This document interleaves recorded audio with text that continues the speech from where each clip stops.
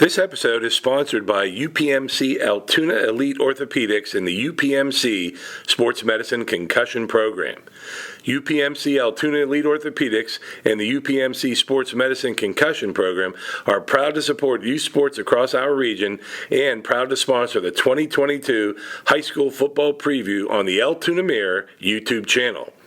To learn more about their board-certified orthopedic surgeons, their specially trained concussion management experts, and the wide range of orthopedic conditions they treat, or to schedule an appointment in one of their facilities in Hollidaysburg, Ebensburg, or Bedford, visit upmcaltoona.com/ortho or call 814-889-3600. That's 814-889-3600.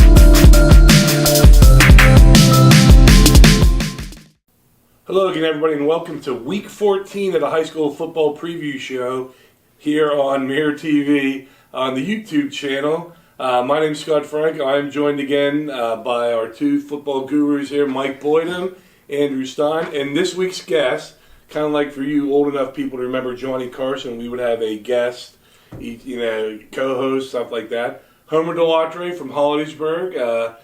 He's following in the footsteps of John Franco of Tyrone. We don't know if he'll be as funny as John Franco, but we know he'll be probably more informative maybe than John Franco. Because Homer's played a couple of these teams on here. He knows about a couple of these teams. That's why we want to take advantage of his expertise. Of course, he's going to be more. But here's what Andy wants to tell you most about. Hey, one half of this show right now is Mo Valley graduates. So of course, it's going to be more elite. It's going to be more informative. Let's go Mo Valley. Yeah, we make him put it under the table. Yeah. We don't know if that's a helmet that even maybe they had back in the days when Homer played.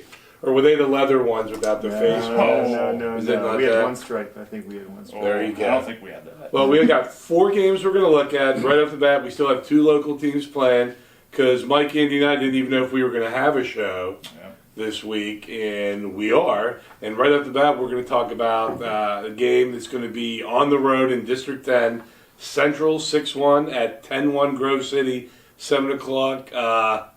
What do we know about Grove City? We know everything we know about Central. What do we know about Grove City? Well, these teams met last year. This is a rematch. The last year Central won 35-6 in the state playoffs. And hey, for all the people that are upset at Central about this game being at Grove City last year, of course it was at Slippery Rock, so they had to travel again last year. But hey, just sell it on that you can go to the Grove City outlets and go shopping on Black Friday. I think the deals you can get in. Yeah. Honestly, though, it is probably upsetting some people out there. The problem is that the brackets some switch, but this is the start of a new cycle, and at the start of the new cycle, they switch the order that they do, so it goes back to the way it was last year. And then next year, if Central is in this position again, they might have a chance to host. But that's just the way it goes. But Central has dominated this game last year, and the one thing about Grove City, you asked me about them, their quarterback has thrown 17 touchdown passes this year, but he's also thrown 12 interceptions. So, those are the type of turnovers that could really hurt Grove City. So I'm sure that Grove City's coach is going to be talking to them about taking better control of the ball because if you turn the ball over against Central, that's not a formula for victory because they're going to score on the majority of their drives. I know Homer's been doing a lot of Central's games on the radio the past couple weeks, so what have you seen about the way they've been playing lately? Yeah, from what I saw earlier in the year, I saw them play against Bishop Guilfoyle early in the season. You know, they're definitely much improved, especially on the offensive line. They got great skill guys. I think some of those guys, along with Lingenfelder, who is a proven receiver, some of those other receivers have really come along. And Cade Rule's been really impressive. Just watching the 3-game progression with him running the football. You know, obviously that starts up front with the offensive line getting together, meshing well. And I really think they have a great chance against Grove City. Is it safe to say if they win, that District 6 would host the game the following week? Or is No, that the semifinals are at a neutral site. a neutral site? Well, I'm going to ask you the same question I asked John Franco last week. I mean, I'll let Andy have a question too. But is there anything you can do with Hohenstein as far as that you think Grove City would? Because John said you really can't put a spy on him. It depends on each play almost. But I want to know, if I don't want to say if we would have played them because we didn't play them after a certain. But how would you defend against Jeff Hohenstein? I think the biggest thing is you have to understand they're going to catch passes. Like they're going to complete balls, and I think the biggest thing is trying to limit the yards after the catch because there's so many yards after the catch in that offense over the last couple of years watching it. Pressuring him is important, but he's so elusive that whenever he does break the pocket, it's very important to stay on those guys. A lot of times the guys come wide open, and when he's scrambling around, they're very good at that, and obviously they practice that. So, trying to make sure that there's eyes on your guy. You don't lose sight to go worry about what Jeff's doing. Be more concerned about where your guy is because there's so many times he makes plays down the field, after he breaks the pocket. The one thing I wanted to ask you, we're on the subject of Hohenstein right now, obviously, and I know they played Garrett Harold in Penn Cambria a couple weeks ago, and then we'll get to BG here in a little bit with Kesey Wetter. But I just wanted to ask you because you've seen some stuff, coming back from the Erie area, and then come down right here to Hollidaysburg. Just have you ever seen the caliber of athletes in those 3 guys that I just mentioned? I mean, have you ever seen anything like that with those guys? Just in your history of coaching in football? Yeah, many times. We played Cathedral Prep every year, so there's about 6 guys as good as these guys on their team. We mentioned Journey Brown off camera too. Journey They're Brown, bigger. They were bigger than Jeff Hohenstein. We've played Erie Strong Vincent when they had their runs into the state tournament. Back in 05, 06, General McLean had 2 consecutive, state. They won the state title, I think, 05 or 06. So, I've seen those types of guys really throughout my career, and it's great to have those guys in the same league in this area to compete against each other. Our next game that we're going to talk about now, it's the Class 2A quarterfinals, the Bishop Guilfoyle Unbelievable Tour, I guess you could say, continues. They are going to represent District 6 as the 2A champion. And before I pointed out here, we asked for stuff. Can you point? You can push that towards me. Somebody push it. I don't have the reach that. We asked for stuff. And we usually do this before the show. We haven't been getting stuff. Yeah. We got stuff this time. We got a BG helmet. Kind of cool. I could get this on my cat. I don't have a dog that small, but I do have 3 cats in my house. We think I get on there. And we got a BG towel. Andy and I were also determining whether or not that's purple and gold or purple and brown. Oh, upside down. But what's most important is it's free. What?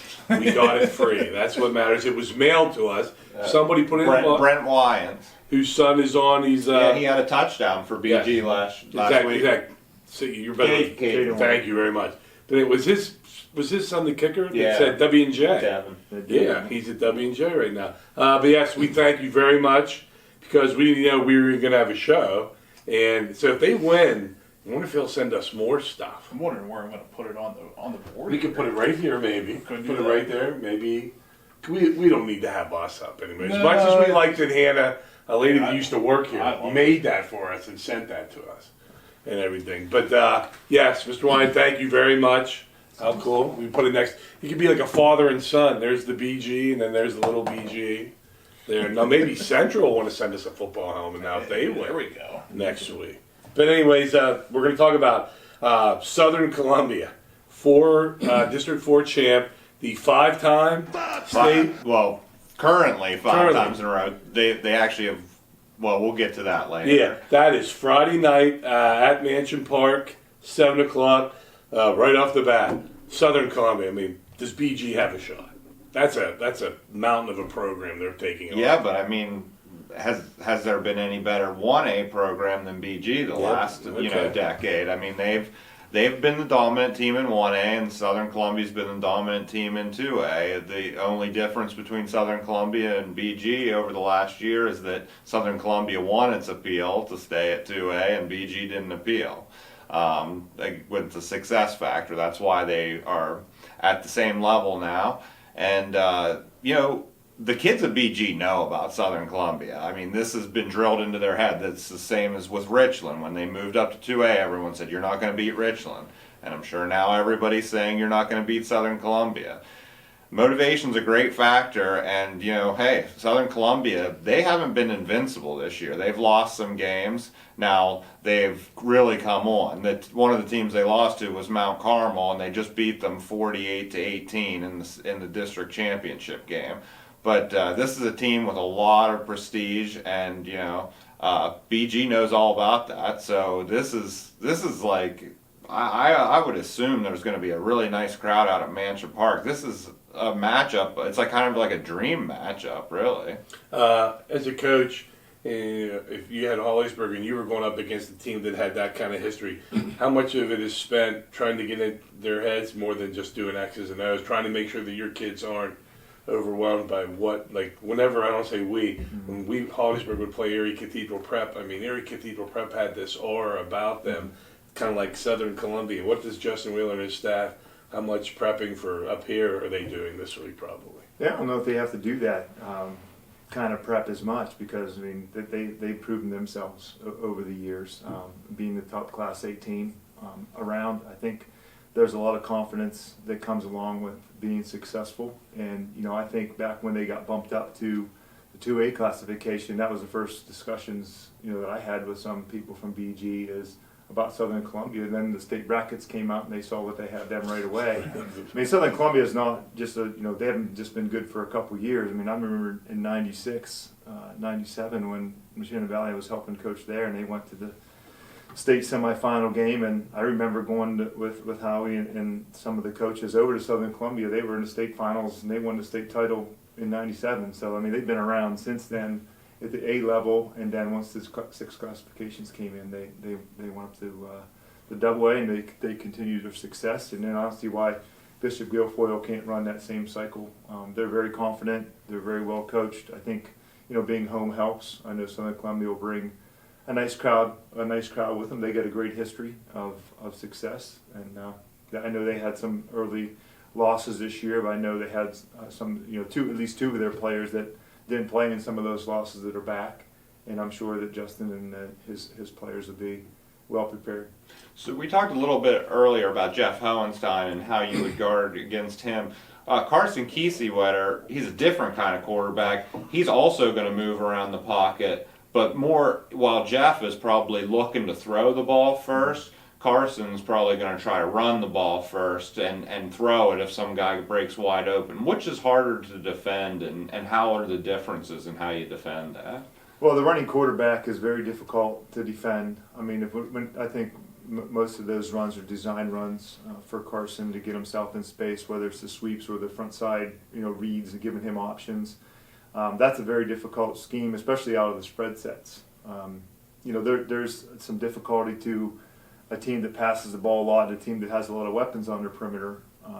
But there's also a difficulty when you do have guys on their perimeter, and they do a good job of spacing their guys around in different places to get them touches, to get them the ball. But if you don't keep those, if you space your defense out or go to 2 high safeties to try to defend the pass or the perimeter stuff, then you have less guys to defend the run with the inside run plays and the quarterback design runs. You're the most recent one here to be a kid. Yeah. So I ask you, you're the youngest. If you were going up against a team that had that kind of history, do you think there are kids that are nervous about stuff like that, because BG's coming from such a winning producer, they're kind of thinking maybe they should worry about us? Yeah. I was looking at the records before we came in here, And I know, you go back to like 2020 and the last few years before that. I mean, Southern Columbia was undefeated and everything. Last year they lost 1 game. This year they have 3 losses. So I'm sure Homer would agree with that. That I think you would want to hammer the point home that this is not an impossible task this year. They are beatable. They've been beaten 3 times. I know they lost to some pretty good teams this year, but I think I would want to remember that all week in the back of my mind for sure. And last week, whenever BG beat Penns Valley, I talked to Carson Kiesewetter after the game. First thing he says is, "We know who Southern Columbia is, and we're excited to play them." They're excited. They're not scared. Okay, our next game we're going to talk about, it's not one of our area teams, but it's a regional team, State College. They're the 6-1, 6A champ, taking on Whitfield team North Allegheny. And because Homer played State College, I thought we'd put that on here real quick just to get your thoughts. The fact is that they had to go 3 overtimes to beat McDowell last week. It's the first time where it's been a while since they've had a close game, correct?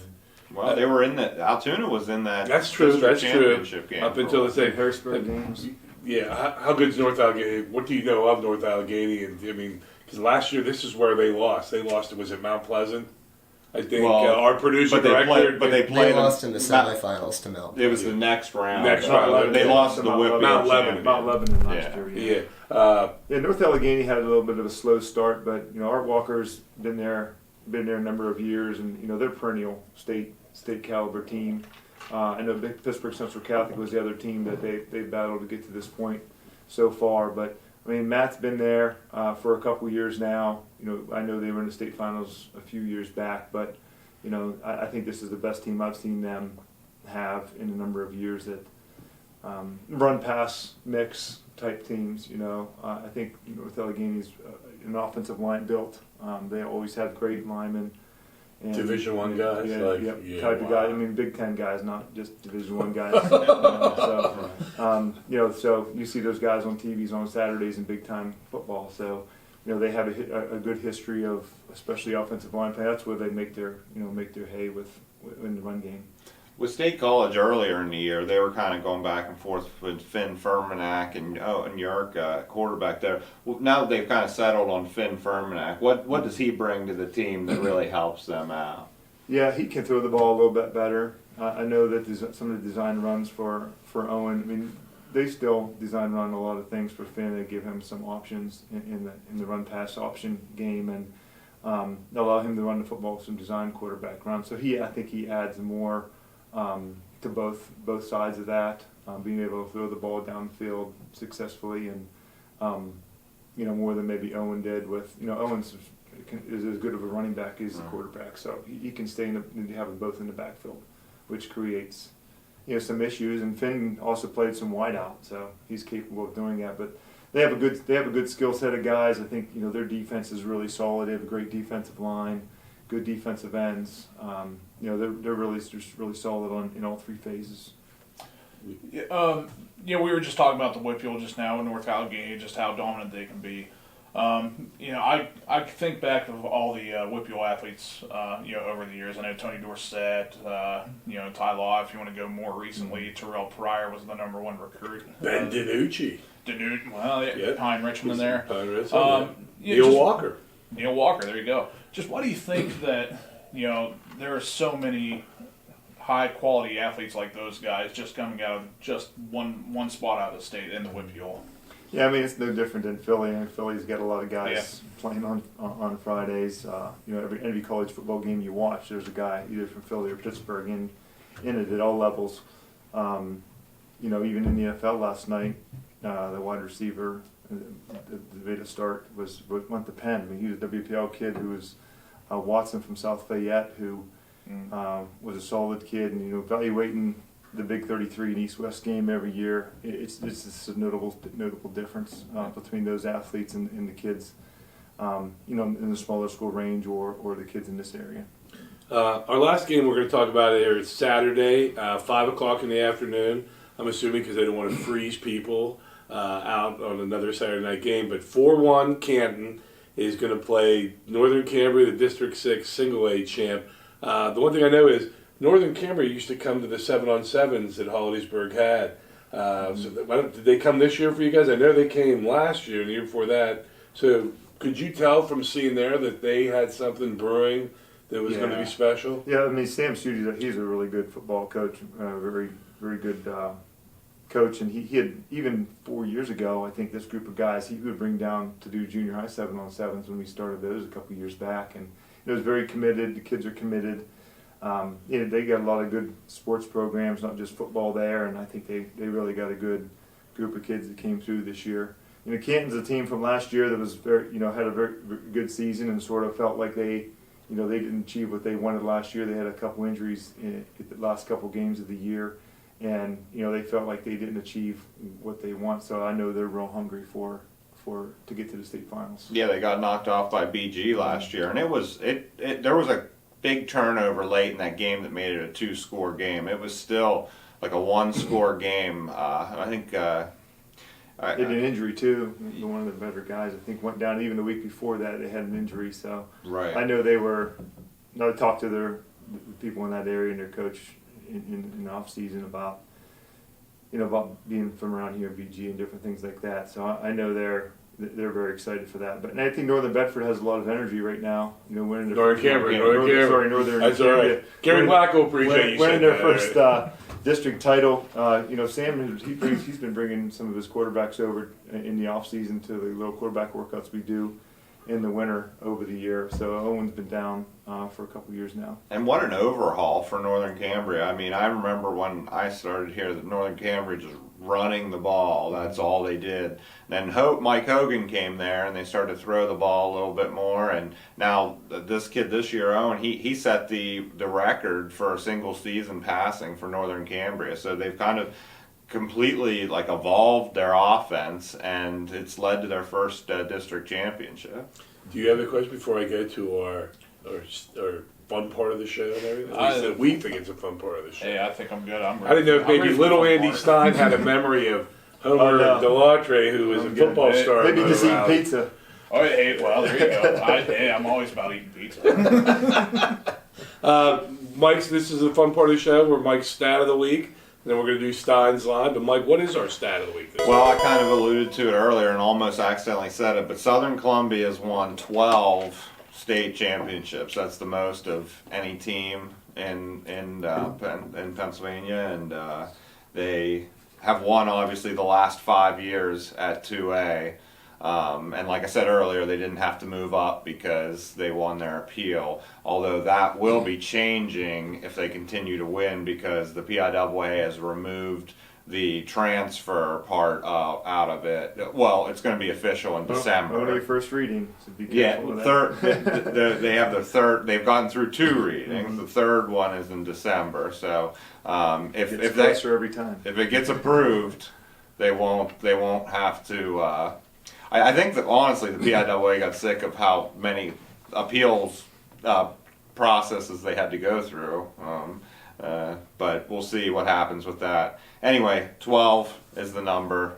That's how many state championships they've won, and they're aiming for 13 this year, but BG's going to try to stop that. Have they ever lost one? Yes. Oh, I was going to say, that's what, if I'm Justin Whaler, I'd point that one out and say, look, see, they're not perfect. They are human. But speaking of humans, offensive linemen are humans too. Absolutely. You're the great, you are the, what's the word? Give me a word. I'm not sure. You represent linemen very proud. Oh, yeah, there you go. I am a... You're the protector of offensive line. What's another... I don't know what I'm trying to think of. See, look at that. Set! Short steps. Short steps are better than long steps. Hey, let's go to the Steiner's line of the week. Okay, so it's kind of a big week here for everybody, not just me, not just for the football teams around here. It's Thanksgiving week, and what do linemen like? They like to eat. They like Thanksgiving, and you know what? I said all season. Well, at the beginning of the season, I said it all the time. I love linemen. I have a special place in my heart for linemen. I was not a track star at Mo Valley or anything like that. I was a cross country. I was a heavyweight wrestler. So this week on Stein's Line of the Week, I am not going to single out one team. Shout out Central and BG though. I mean, hey, your guys' lines are really good. But this week I am thankful for all linemen. So every lineman in the world right now, You are my line of the week. Congratulations. He's just so nice. I Is this know. where we have gobble gobble It just sound makes me effects think now? of that John Madden turkey on Thanksgiving Day when the big lineman would come over and rip the turkey. Except Andy's going to present one of those big sandwiches you bring in on Fridays from Max. They're free pub. Oh, publicity there. Max and Tyrone. He brings in this giant sub. Did we get a new sponsor this week? It's got a I'll whole give onion. them free ads. It's I'll give got a them whole free ads. onion on the hoagie. It's all, I've had one. Oh. But let's do the favorite part here, because maybe Homer can tell us about maybe somebody he went to high school that had a cool name. Other than Homer, DeLattre's a Yeah. pretty cool name. He's the first and only Homer that I've ever met in my life. I wanna know what's the name of the game. Anyways, here we go. From Southern Columbia, because they're playing. Is this where Mike's not paying attention? We always see what Mike's doing. Aiden Barkavage. I like it because it sounds like Savage. He's a junior offensive lineman, defensive lineman from Southern Columbia. Aiden Barkavage. And then this right here, like this will be up with my Sante Bombaci name. From Grove City, he's a junior offensive lineman, defensive lineman. Marcello Trezona. Marcello Trezona. And I hope they call him Marcello. They don't call him Sounds like he should be Marcello or a composer or something. I know. I Yeah, just like the that's name really Marcello. He wrote music. That's another Italian name that my wife probably wouldn't have let me call one of my boys. Kind of like I wasn't allowed to use Salvatore. That was a great name too. But that's it. We again don't know if we will be back next week. If we are back next week, we got to get another coach to come in. We need a good name for Mo Valley, though. What's a good name for What's Mo a good Valley? any name you went to high school with that jumps out at you? I can give us a good one. I'm sure Homer was probably too worried about actual football to really We think about did. cool We names. talked about football. We Pepsi did. programs. Yeah, we talked. We did that whole spiel. Hey, real quick there. There's that state college we went Yeah. there. Wouldn't it be nice if we had a Northern Cambria thing to hang up? Because maybe if they win, somebody from Northern Cambria will send it to Dan. You'll put the address on there for us. We shamelessly promote it like Hey, that. Miles Garrett went to Northern Cambria. Miles Garrett drove from Cleveland to Northern Cambria a couple years Duffy ago. Doherty. Did he hit anybody with his helmet, though? That's one of them. Oh, it's not good. Anyways, for Hollidaysburg football coach Homer DeLattre, for Mike Boyden, for Andy Stein, for our director, producer, Uber guy, Dan Eisberg, we'll say happy Thanksgiving to everybody. Thank you for watching. I'm Scott Franco. Maybe we'll see you next week.